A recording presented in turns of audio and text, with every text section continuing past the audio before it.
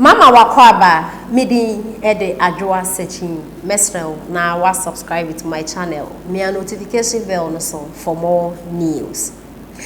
Ohene David ena okase na ne nsem okay na ne say 2024 NDC full pay won pay NPP e break 8 no simple cry nse mu NDC fu mu ye mo na mo ye minority e wo parliament house but parliament house na kasa hangi ho I say minority na majority na mo yepe but decision bia mo be take work ebeba mo his excellency na Nana Akufo-Addo na NPP for de beba a Ghana for sinyanji to mood hu abobo parliament house and kam be tia no na mo na mo agiska na mo ato aba no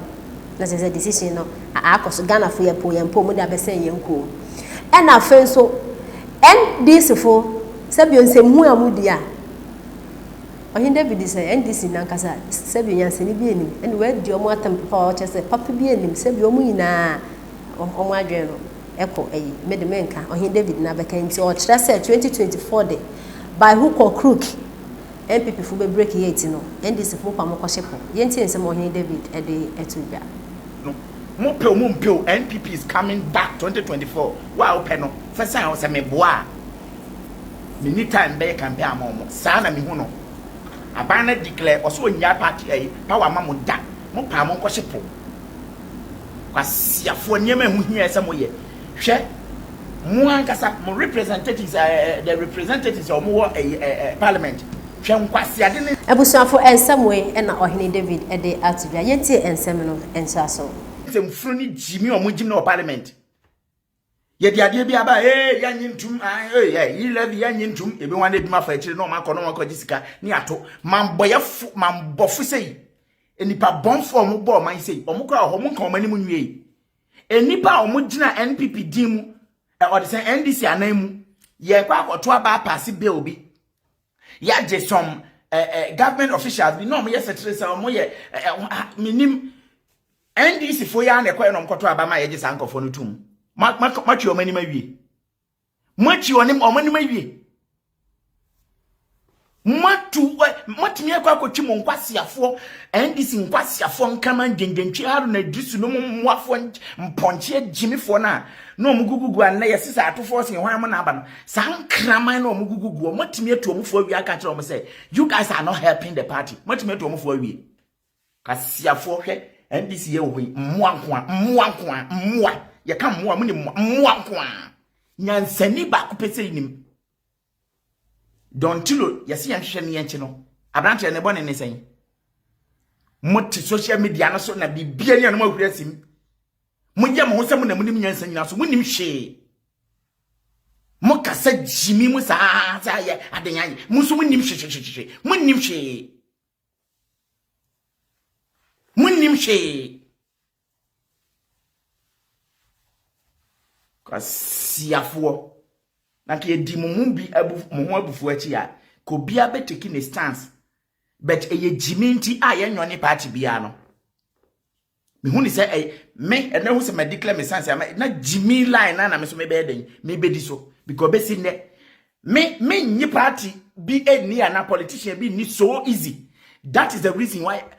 John Dramani Mahama make ne decision say opeso osan ba no betu frank ama yi no me question no ye question ba ko pa musibuei kasia say wonwene hwe won take hwe o musa hwe papa me ba no what are the things you betumi aye e dia ama Ghana differently apart from the Akufo-Addo mo yi bosia bona kwaje bosia momra mesi na BC ya munye sei eno akeke what differently and I betumi aye convince yen kanse bi mbacho John Dramani Mahama convince yen no madaro matie enie tie no afenso NDC ban e be bien njuma nketen me pese branch executive na di omo bejim e di njuma say akukọ na opeso hwe a poultry farm ketu ebi ni ama akukọ buo no kwasiato akukọ buo ye bobo ne san se akukọ buo no anka se nkukọ na mpese mu yan ye be bie factory kakraka thousands of yibe ya adwuma ho ye be masika buo man no mama mo amoso individually mo pese bia mo ye poultry farm no wo ba beji sika na wa ankasa kokope wasase ne ade because sika bebu omanum ye ba be ya manyuma sei na beba omanum ti no say wunya sika wa akra utumi ye wayi to find out baby a ya ambulance no wo what is NDC ni bi kan ho asem NDC fo nyina mo ma metwa wate mo nyina mo ye nkwasiafo NDC bloggers no de mo ho nyina mo nyina mo ye mmoa bini nkinaman bini bi a mo gu baby hwe wo ma masala ya mo kasa ma NDC no me say I tell you today from today ya no nya ye nya dade ma me gina ho no mo enkasa e mo aban na ti ma wunwie ma bedi matem ya no mo ba kon rough na mo nya mo adwuma no mo nya campaign no. Binatone blenders makes cooking simple, easy, and tasty. Unbreakable jar. Get your Binatone blender and smoothie maker now. Binatone, simply better. Yeah, enyama bi wo hono ma amemazi nyina anyo se nyi munua besia mesuta bibi anyo. Na enyama bi wo na se orokodo a eya metse eya oyame yo. Behu dey am from who how am from ebisaw Charlie you dey hear e na menya that type of you e ma me say na henti ya na mu ho me see how my sister dey flow now how obi today Kevin Taylor oba outer it seems there otwa the permit na demand the pay twa no otwa no adza osoro hwehwa ye ebeba out na vigils a year for NDC na I been placed that the same AU moral code economy makes more scenario code but on the impede bekasa ho etini nyina mo keka. I don't know who you're talking about. No. Kevin Taylor No. Bagana Furusu they're able to aye that big vigil that year though to face whatever the crisis that we're going through right now, no da zeno. But updated na a keka a cultural Twitter. But bibi today the former NDC time na Moses saying on it to me back out.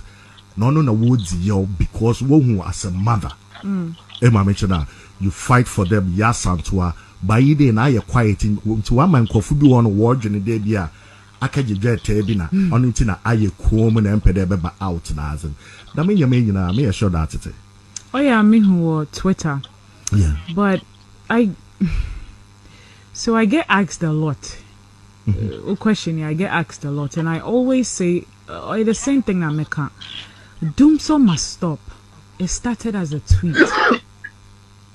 Until yeah, sometimes a BB kodo na se me tweet na me nya the same vim not like I got in the past. I keep saying this. I can't go on the street alone. Vim